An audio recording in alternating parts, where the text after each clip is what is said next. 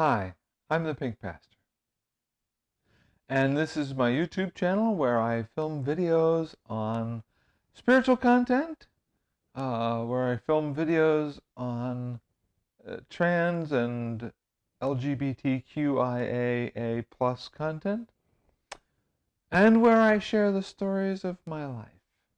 If you like the sort of content you're seeing, I invite you to please subscribe to the channel.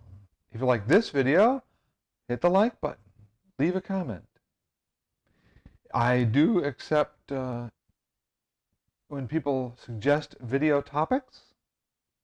And if you'd like to see midweek content, I invite you to find me on Instagram at PinkPastor or on Facebook at PinkPastor365. If you want to email me, pinkpastor365@gmail.com. I try to respond to every comment and every message. For today, we're going to talk about the Bible, and in particular the story of Joseph. At moments, a bit of a trans and gay icon, if you will. Let's start by reading from Genesis 37 in the 3rd and 4th verses. I'll be reading from the New Revised Standard Version. And what we read is, "Now Israel loved Joseph more than any other of his children, because he was the son of his old age. He'd made him a long robe with sleeves. But when his brothers saw that their father loved him more than all his brothers, they hated him and could not speak peaceably to him." The story goes on and talks about how the brothers sold Joseph into slavery and how he makes the best of a bad situation and manages to work hard and prosper, and then again gets in a bad situation, mostly because somebody took a disliking to him and set him up. He worked hard and he did well and he got to an even better place. There's every evidence that Joseph was a good person. He worked hard, he was smart, and ultimately he even saved the brothers who sold him into slavery, as well as his father, from starvation many years later. None of that goes into why we're here today. I'm only going to discuss that little snippet that I read from, and maybe a couple of other words in the next couple of verses. So here's a storyline I've heard in popular culture today. Let's see if this makes sense to you. This story speaks of how he was not acceptable to his brothers. And we guess that that's because he was gay or trans, which meant really that he wasn't manly enough. His femininity, if you will, made him a threat to his brother's masculinity. Let's do our own research and see if this makes any sense. Now, first I want to talk about birth order. Joseph was the last born son, evidence that he had a number of older brothers. And what we know today is that a birth order does have an effect on whether or not you end up gay. We're not necessarily sure of the mechanisms, whether it's a nature thing or whether it's a nurture thing. Is it the hormone wash of the mother as she has more and more sons, or is it something else? Who knows? We don't really know why, but we do know that the further down the line you're born, the more likely you are to be gay. In fact, I'll link one of the studies I read in the description below.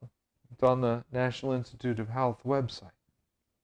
The fact that he was the last born son does mean that the likelihood of his being gay was greater than it would have been for his brothers. The second thing that we look at is the garment that he was wearing.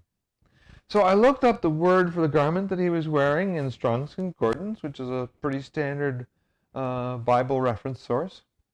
And in there we read that the garment was a robe, or if you prefer, a dress.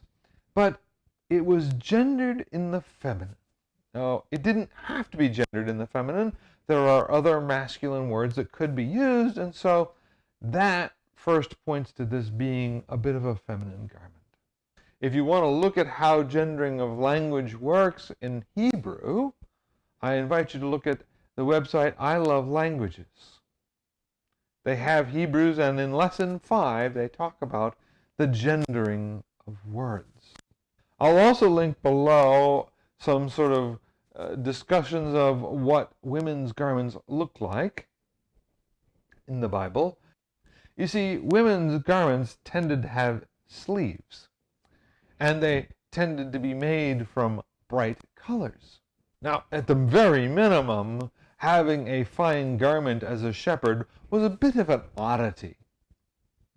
But the details of this garment that we read about reinforce to some of us that this was probably a lady's garment in many people's minds.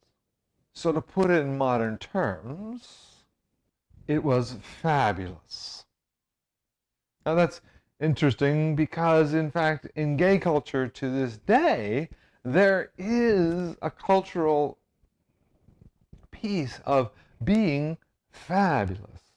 And therefore, not all. I mean, look, there are plenty of gay folks who dress in perfectly ordinary clothes, but there's this piece of gay culture in which to be fabulous is, in fact, a goal. Whether the garment pointed to gay or whether the garment pointed to transgender, this is not totally out of keeping with the particularities of the language being used. Now, I want to point out one other thing about the word that was used. It's really not used very much in the Bible. The next place it's used in the Bible is in 2 Samuel chapter 2, somewhere in verses 13 to 18. And it is used to describe the garment that the king's virgin daughters are wearing. So again, sort of a fabulous garment for a fabulous woman. A fine dress of bright colors with long, flowing sleeves. Certainly not the manly garment that the brothers got. In fact, there's a reasonably high likelihood that the brothers were wearing clothes that were the same color as the sheep that they were tending. And so we find ourselves represented. Representation in the Bible matters incredibly. And here in Joseph, some of us in the LGBTQIAA plus community find ourselves represented. We look and we see ourselves. We also see the places where he was thrown in a pit and sold to slavery because he couldn't conform. A reality we have known far too often and far too many times. Whether it's because of our gender or whether because of our sexuality, in fact, the society around us finds this unacceptable, and we find ourselves discriminated against, or we find ourselves put in bad situations, and we work hard and we do well, like Joseph, in spite of what the world has done to us. I invite you to look for yourself. I invite you to look in other places, and this is certainly just one little snippet, but I wanted to spend a few minutes today talking about Joseph and why it is that the LGBTQIAA plus community finds themselves, the Bible in particular, in this story.